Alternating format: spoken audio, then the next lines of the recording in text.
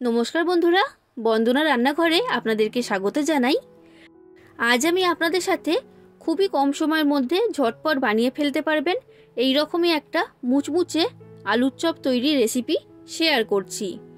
আলু সেদ্ধ করা বা কোনো রকম পুর তৈরি করার ঝামেলা ছাড়াই এই আলুর চপটা আপনারা বানিয়ে ফেলতে পারবেন। খুবই মুচমুচে আর মুখরোচক স্বাদের খেতে হয়। আর বন্ধুরা, যখনই ইচ্ছা হবে তখনই এটা আপনারা বানিয়ে ফেলতে পারবেন। তাই আর দেরি না করে আজকের রেসিপিটা শুরু করা যাক। আর আপনারা যদি আমার চ্যানেলে নতুন এসে থাকেন তাহলে চ্যানেলটা সাবস্ক্রাইব করার জন্য অনুরোধ রইল। এই রেসিপিটা তৈরি করার জন্য আমি এইখানে নিয়েছি 1 কাপ বেসন। এইবার বেসনের মধ্যে আমি দিয়ে দিচ্ছি বিট নুন, আর এরপর দিয়ে দিলাম অল্প পরিমাণে সাদা নুন। বন্ধুরা, আমি এখানে বিট নুন আর সাদা নুন দুটোই ব্যবহার করেছি। লবণটা আপনারা স্বাদ বুঝে এখানে দেবেন। এরপর দিয়ে দিচ্ছি সামান্য পরিমাণ কালো জিরে। এবার সব কিছুকে আমি বেসনের সাথে প্রথমে ভালো করে মিশিয়ে নিলাম। এবার এর মধ্যে আমি দিয়ে দিচ্ছি জল। অল্প অল্প করে জল দিতে হবে, আর বেসনের ঘন করে একটা ব্যাটার এখানে তৈরি করতে হবে। আর বন্ধুরা, এই বেসনের ব্যাটারটাকে 5 মিনিট ভালো করে ফেটিয়ে নিতে হবে। যত ভালো করে বেসনের ব্যাটারটা ফেটানো হবে এই চপগুলো ততটাই মুচমুচে তৈরি হবে। তো দেখুন বন্ধুরা, আমি 5 মিনিট ভালো করে বেসনের ব্যাটারটাকে ফেটিয়ে নিয়েছি। আর কতটা ঘন করে ব্যাটারটা তৈরি করেছি দেখে নিশ্চয়ই বুঝতে পারছেন। এই রকম ঘন করেই ব্যাটারটাকে তৈরি করতে হবে। তো এই ব্যাটারটা এখন আমার তৈরি করা হয়ে গেছে। এর থেকে বেশি পাতলা ব্যাটার এখন আমি তৈরি করব না। এখন এই ব্যাটারটাকে আমি ঢাকা দিয়ে রেস্টে রেখে দিচ্ছি। এখন বন্ধুরা, আমি এখানে নিয়েছি 2টো আলু। আলুর খোসাটাকে আমি ছাড়িয়ে নিয়ে তারপর আপনাদেরকে দেখাচ্ছি। তো আলুর খোসাগুলোকে আমি ছাড়িয়ে নিয়েছি আর জল দিয়ে ভালো করে পরিষ্কার করে ধুয়ে নিয়েছি। এবার আলুটাকে আমি কেটে নেব। আলুটা এখানে গোল গোল করে আর পাতলা পাতলা করে কাটতে হবে। খুব বেশি মোটা রেখে কাটবেন না, তখন কিন্তু আলুগুলো নরম হবে না বা সেদ্ধ হবে না। দেখুন বন্ধুরা, এই রকম ভাবে আমি কেটে নিচ্ছি। আর দেখে নিশ্চয়ই বুঝতে পারছেন এটা কতটা পাতলা করে আমি কাটছি।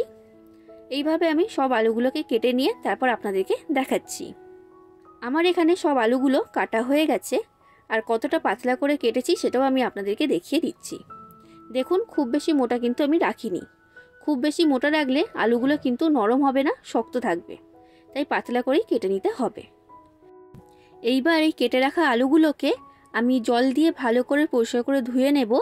আর 2 থেকে 3 বার জল পাল্টিয়ে ভালো করে ধুয়ে নিতে হবে। তো দেখুন বন্ধুরা, আলুগুলোকে আমি 2 বার জল পাল্টিয়ে ভালো করে পরিষ্কার করে ধুয়ে নিয়েছি। এইবার এই আলুর মধ্যে আমি দিয়ে দিচ্ছি অল্প পরিমাণে লবণ।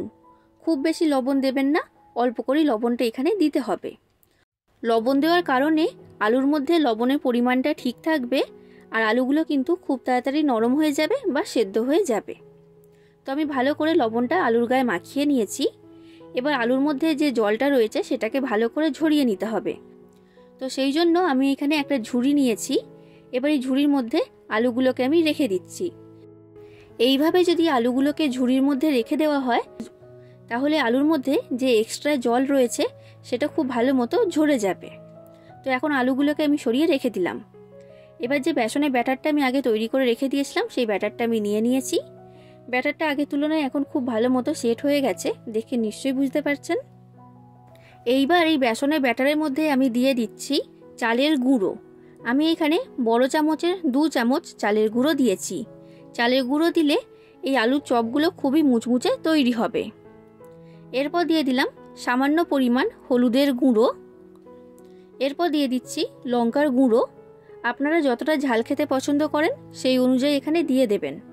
এরপর দিয়ে দিচ্ছি ছোট চামচে 1 চামচ আদা রসুন বাটা। আর এরপর দিয়ে দিচ্ছি ধনেপাতা কুচি। এবার জল দিয়ে আমি ব্যাটারটা তৈরি করে নেব। ব্যাটারটাকে খুব ভালো করে ফেটিয়ে নিতে হবে। যত ভালো করে ব্যাটারটা ফেটানো হবে আলুর চপগুলো কিন্তু ততটাই ফুলকো ফুলকো আর মুচমুচে তৈরি হবে। তো দেখুন বন্ধুরা, 5 মিনিটের মতো আমি খুব ভালো করে ফেটিয়ে নিয়েছি। আর ব্যাটারটা কেমন তৈরি হয়েছে সেটাও আমি আপনাদেরকে দেখিয়ে দিচ্ছি। একটা আঙুল আমি ব্যাটারের মধ্যে ডুবিয়ে নিলাম। দেখুন, আঙুলের গায়ে পাতলা একটা ব্যাটারের লেয়ার তৈরি হয়েছে। এই রকম যদি হয় তাহলেই বুঝতে হবে যে ব্যাটারটা একদম ঠিকঠাক তৈরি হয়েছে। আর একটা জিনিস আপনারা মাথায় রাখবেন, ব্যাটারটা কিন্তু খুব বেশি পাতলা হবে না, আবার খুব বেশি ঘনও হবে না।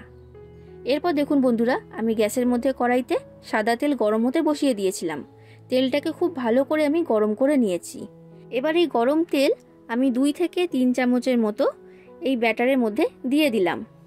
গরম তেল দিলে খুবই মুচমুচে তৈরি হয়, তো সেই কারণে গরম তেলটা অবশ্যই এখানে দেবেন। এবার তেলটাকে দিয়ে আমি খুব ভালো করে ব্যাটারের সাথে মিশিয়ে নিচ্ছি। তো দেখুন বন্ধুরা, ব্যাটারটা আমার তৈরি করা হয়ে গেছে। এবার আমি এখানে যে আলুগুলোকে ঝুড়ির মধ্যে জল ঝরাবার জন্য রেখে দিয়েছিলাম, সেই আলুগুলো আমি নিয়ে নিয়েছি। এবার দেখুন বন্ধুরা, গ্যাসের ফ্লেমটা আমি কমিয়ে লো ফ্লেমে করে দিয়েছি। এবার যে বেসনের ব্যাটারটা আমি তৈরি করেছি সেটা আমি নিয়ে নিয়েছি। এবার এই আলুটাকে আমি বেসনের ব্যাটারের মধ্যে খুব ভালো করে ডুবিয়ে নিচ্ছি। তো খুব ভালো করে আমি বেসনের ব্যাটারটা আলুর গায়ে লাগিয়ে নিয়েছি। এবার এটাকে আমি গরম তেলের মধ্যে ছেড়ে দিলাম। আর এটা তেলে দেওয়ার সাথে সাথেই কতটা ফুলে উঠতে শুরু করেছে দেখে নিশ্চয়ই বুঝতে পারছেন। ঠিক একই রকমভাবে আমি আরও কয়েকটা আলুর পিস বেসনের ব্যাটারের মধ্যে ডুবিয়ে তারপর গরম তেলের মধ্যে ছেড়ে দিচ্ছি। গ্যাসের ফ্লেমটা লো থেকে মিডিয়াম ফ্লেমে রেখে এইগুলোকে ভেজে নিতে হবে। হাই ফ্লেমে রেখে ভাজবেন না, তাহলে বাইরে থেকে রং চলে আসবে আর ভেতর থেকে আলুগুলো কাঁচা থাকবে। বন্ধুরা, রেসিপিটা যদি আপনাদের ভালো লাগে তাহলে অবশ্যই লাইক করে দেবেন, যতটা সম্ভব ততটা শেয়ার করে দেবেন, আর কমেন্ট করে জানাবেন রেসিপিটা কেমন লেগেছে। আর চ্যানেলটা যদি এখনও পর্যন্ত সাবস্ক্রাইব না করে থাকেন তাহলে চ্যানেলটা অবশ্যই সাবস্ক্রাইব করে দেবেন। তো দেখুন বন্ধুরা, এগুলো আমার ভাজা হয়ে গেছে আর খুবই মুচমুচে তৈরি হয়েছে। এবার তেলের মধ্যে থেকে এগুলোকে আমি তুলে নিলাম। দেখুন বন্ধুরা, ঠিক একই রকমভাবে আমি বাদ বাকি সব আলুর চপগুলোকে ভেজে নিচ্ছি। তাহলে বন্ধুরা, আপনারাও বাড়িতে এইভাবে আলুর চপ তৈরি করুন। কোনো রকম ঝামেলা ছাড়াই ঝটপট তৈরি করা হয়ে যায় আর খেতে হয় খুবই মুচমুচে আর খুবই মুখরোচক। আশা করছি আপনাদের সকলের রেসিপিটা খুবই ভালো লেগেছে। আজ আসি বন্ধুরা, আবার দেখা হবে অন্য কোনো দিন অন্য কোনো রেসিপির সাথে। ধন্যবাদ।